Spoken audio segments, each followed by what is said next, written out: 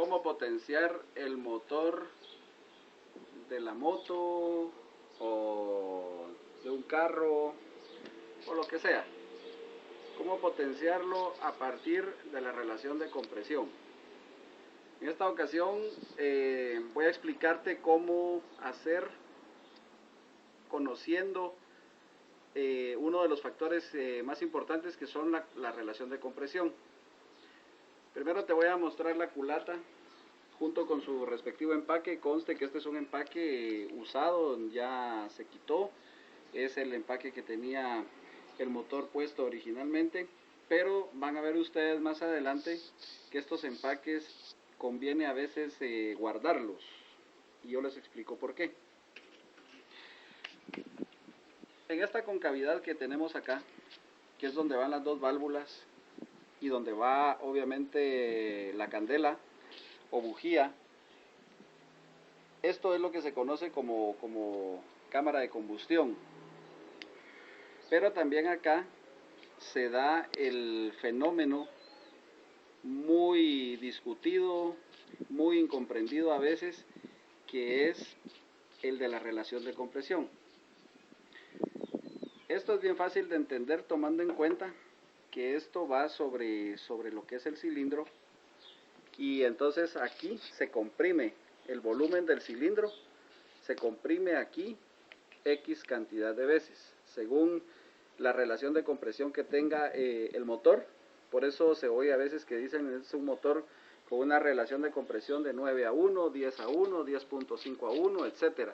Esto quiere decir que por cada centímetro cúbico que esto tenga, el volumen del cilindro se va a comprimir 8, 9, 10, 11, etcétera veces por cada centímetro cúbico que esto tenga. En estos motores la relación de compresión viene dada más o menos entre 9 a 9.5:1, es decir, 124 centímetros cúbicos, que es el volumen real de estos motores de 125, se comprimen 9.5 o 10, etcétera, veces su volumen dentro de esto.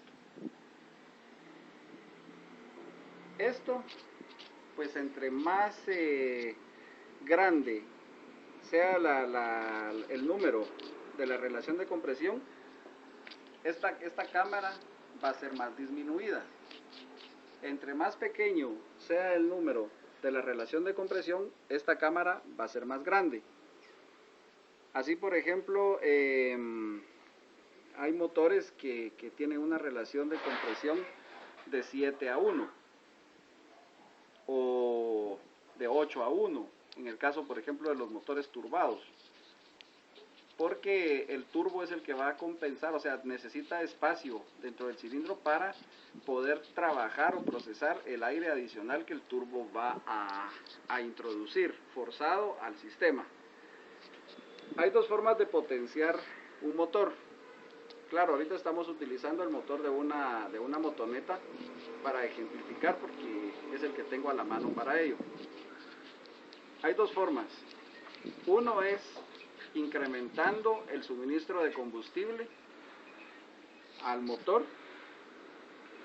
Tenemos, por ejemplo, el caso de los motores, de ciertos motores antiguos americanos de 8 cilindros, de 6 cilindros, que si ustedes van a la ficha técnica se van a dar cuenta que son motores de baja compresión, es decir, tienen 7, 7.5, 8. Pero los consumos de combustible en estos motores son bastante elevados, porque simple y sencillamente, si ellos querían, digamos, ofrecer un mismo motor con variantes de potencia, pues simplemente le agregaban un carburador más grande o con cicler más grandes, y entonces el incremento de combustible lo daba esa potencia extra que se necesitaba.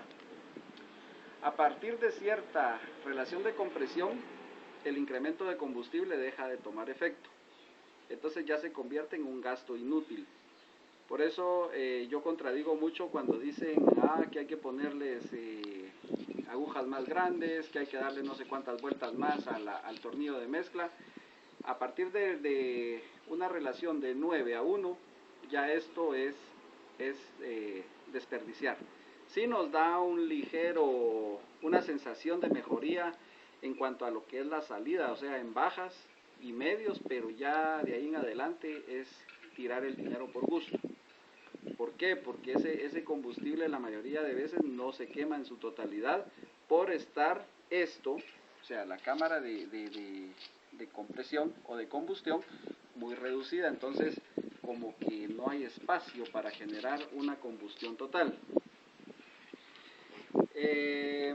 Tomando en cuenta que los motores modernos, tanto en motos como en carros, ya vienen con unas relaciones de compresión un tanto altas o elevadas, pues entonces esta es una salida que yo por lo menos la dejo de lado, porque no es en un 100% funcional. Entonces nos vamos a enfocar ahora en lo que es la relación de compresión para poder potenciar nuestro motor. Obviamente este es un procedimiento que se tiene que hacer con toda la responsabilidad del caso y se tiene que hacer sabiendo que todo lo que se haga en esta superficie, todo el trabajo de mecanización que se haga en esta superficie de junta o de contacto de la culata es irreversible. ¿Por qué? Porque el proceso de mecanización consiste en desgastar o quitarle material a todo esto. O sea, en una máquina especial vienen y van con un cepillo quitándole, y eso es obvio que ya no se va a poder enmendar. O sea, se le quitó más de la cuenta, no queda otro remedio que comprar otra culata o bien poner dos empaques. Pero al poner dos empaques se corre el riesgo de que se pueda bajar mucho la relación de compresión. En este caso, si se baja mucho la relación de compresión por el alza de la culata, por culpa de los dos empaques, en este caso sí se puede hacer un incremento de combustible y nivelar la fuerza que tenía el motor o todavía ganar un poquito más. Pero ese es en un caso extremo, en que digamos se hicieron mal los cálculos y entonces se le rebajó mucho a la culata y de plano se nos fue la mano, entonces hay que poner dos empaques. En ese caso es donde yo recomiendo utilizar un empaque nuevo y el empaque que quitaron. Porque también a todo esto yo les voy a enseñar la fórmula, porque lleva una fórmula, pero en esto hay que tomar en cuenta también el espesor del empaque. Entonces, a estos empaques usados, lo que se hace es que se les quita una especie de pintura o barniz que trae y se deja el puro metal, y luego entonces se le agrega un spray que venden que es para juntas, un spray para empaque se le conoce también, y eso va a garantizar como que un sellado, pues entonces se le agrega por los dos lados y luego ya se pone sobre el empaque nuevo, y entonces ahí vamos a ganar un poquito de alza y de esta forma hacer que recuperemos lo que dañamos. Pero hay que hacerlo todo desde el punto de vista de la matemática. Entonces, cuando se trata de potenciar un motor, tomando en cuenta la relación de compresión, yo sugiero que mejor se trabaje a nivel del cilindro, siempre y cuando el cilindro y el pistón lo permitan. En este caso, se podría trabajar a nivel del cilindro porque, si ustedes pueden apreciar, el pistón acá está en su punto muerto superior, sin embargo, no sale del cilindro. Por el contrario, hay un espacio acá, hay un espacio que permite quitarle al cilindro, obviamente en un lugar especializado, quitarle ciertas milésimas que ustedes dirán, bueno, eso es una nada. Sí, es una nada, pero al sacar o desarrollar el área y el volumen de un cilindro, eso nos va a dar bastante. Y además en estos casos, medio centímetro o un centímetro de más en la cámara de combustión, o sea acá, eso es bastante y nos da un significado bastante grande. Acá ustedes pueden ver que tiene una bujía que sobresale bastante. Esto también ayuda muchas veces, aunque sea en un poco, ayuda a mejorar o a incrementar un poco la potencia del motor, siempre y cuando no obstruya el movimiento de las válvulas, porque si no entonces se va a dañar el motor, ¿ya? Entonces, una de las formas para empezar a trabajar esto de la relación de compresión es comprender cómo es la fórmula. Entonces, acá tenemos un motor que tiene un cilindro con un diámetro de 51 milímetros, o sea 5.1 centímetros. Ese es el diámetro. Luego vamos a sacar el radio, o sea que es la mitad del cilindro, y entonces vamos a tener una medida de 2.55 centímetros. Repito, 2.55 centímetros. Esto lo vamos a multiplicar por el mismo número, o sea, al cuadrado, y luego esto lo vamos a multiplicar por 3.1416, o sea, el pi. Y ahí nos va a dar el área, que son centímetros cuadrados. ¿Por qué? Porque son centímetros cuadrados de la superficie de ataque de acá del pistón. Estos son centímetros cuadrados y no tiene nada que ver que sea redondo. O sea, son centímetros cuadrados porque estamos hablando de una superficie. Luego nos falta el volumen. Ya para cubicar el cilindro, pues entonces medimos lo que es la carrera del pistón, o sea, la distancia que recorre el pistón entre el punto muerto superior y el punto muerto inferior, ¿verdad? Acá está en su punto muerto inferior. Ustedes pueden ver. No tengo ahorita exactamente el dato de cuánto es, pero repitiendo, entonces ustedes van a multiplicar el radio por el radio, es decir, 2.55 centímetros por 2.55 por 3.1416, esa sería el área, y luego por el número de centímetros cúbicos que tenga, el número de centímetros lineales que tenga el desplazamiento, o sea, la carrera del pistón. Se desplaza del punto muerto inferior al superior, pueden ser 4.95 centímetros, 5.5, etcétera, etcétera, los que sean. Ustedes multiplican eso y eso les va a dar el total de centímetros cúbicos. O sea, en este caso son 124 y fracción, pero se aproxima a 125, que sería el número comercial, o sea, el número, porque el 124 y fracción viene siendo el número fiscal, pero en este caso los centímetros cúbicos comerciales son 125.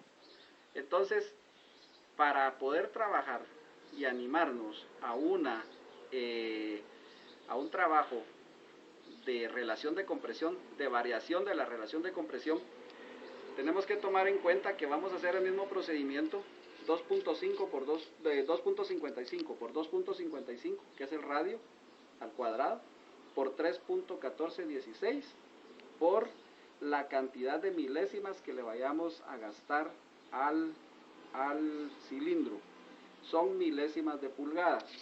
Una milésima de pulgada equivale a 0.0254. 0.0254 milímetros. Entonces, eso es una cantidad que tal vez es una situación muy despreciable, que nos viene dando como 0.5 centímetros cúbicos. Entonces, pero no podemos abusar tampoco.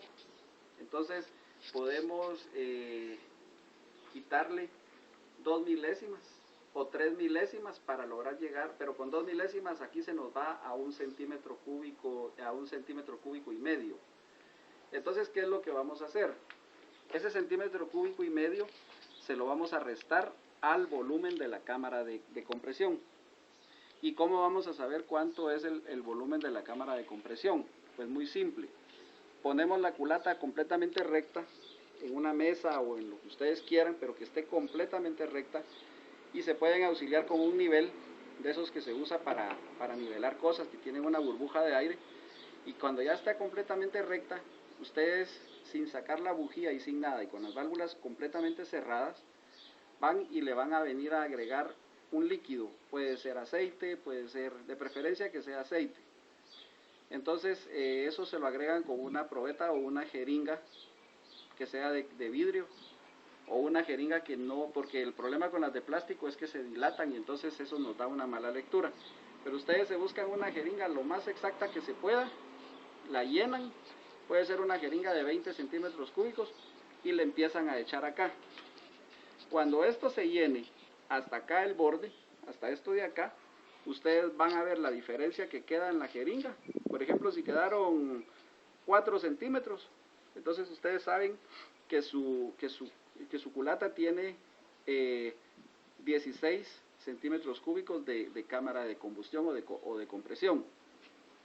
Entonces a esos 16 vienen ustedes y le van a restar el centímetro cúbico y medio, o los 2 centímetros, o los 3, qué sé yo cuántos, que ustedes le han quitado al cilindro o a la culata, según el grado de confianza que ustedes tengan en lo que van a hacer. Y entonces ahí ya tendríamos, por ejemplo, una cámara de compresión de 16 menos 1.5, 14.5. Entonces, ¿qué es lo que vamos a hacer?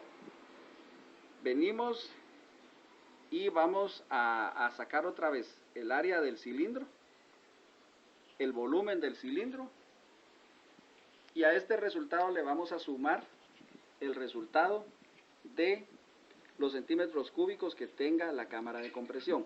Por ejemplo, vamos a suponer que no le quitamos nada al cilindro, sino que fue a la culata. Entonces, tenemos 124 centímetros más 14.5 dividido dentro de 14.5. Ahí nos va a dar el resultado que queremos. O sea, sumamos el volumen del cilindro más el volumen de la cámara de compresión y luego dividimos este resultado dentro de el volumen de la cámara de compresión y ahí nos va a dar el resultado de a cómo nos quedó. También es importante, antes de hacer cualquier cosa, con un vernier medir el espesor del empaque, o sea, el espesor del empaque, y cubicarlo, es decir, hacerle también el área, que sería 2.55 por 2.55 por 3.1416 por el espesor que tenga, que puede ser, no sé, 2, 3, 4 milésimas. Entonces, eso lo tenemos que sumar antes de proceder a hacer cualquier situación. El empaque nunca lo vayan a cubicar nuevo, porque recuérdense que al ponerlo se va a comprimir. Entonces ustedes tienen que tomar como punto de partida el empaque que quitaron, que ya está comprimido y que obviamente va a darnos la lectura exacta de cuántos centímetros cúbicos tengan, aunque parezca irrisorio, aunque parezca un chiste, pero no lo es. Porque si esto lo ponemos sobre una superficie plana y hacemos algo para que quede bien sellado o bien pegado a la superficie plana y le agregamos líquido, vamos a ver que va a contener cierta cantidad de líquido, que eso es cúbico, porque es volumen. Entonces todo eso hay que sumarlo. Entonces acá ustedes tienen ya la idea de cómo es que se puede potenciar un motor.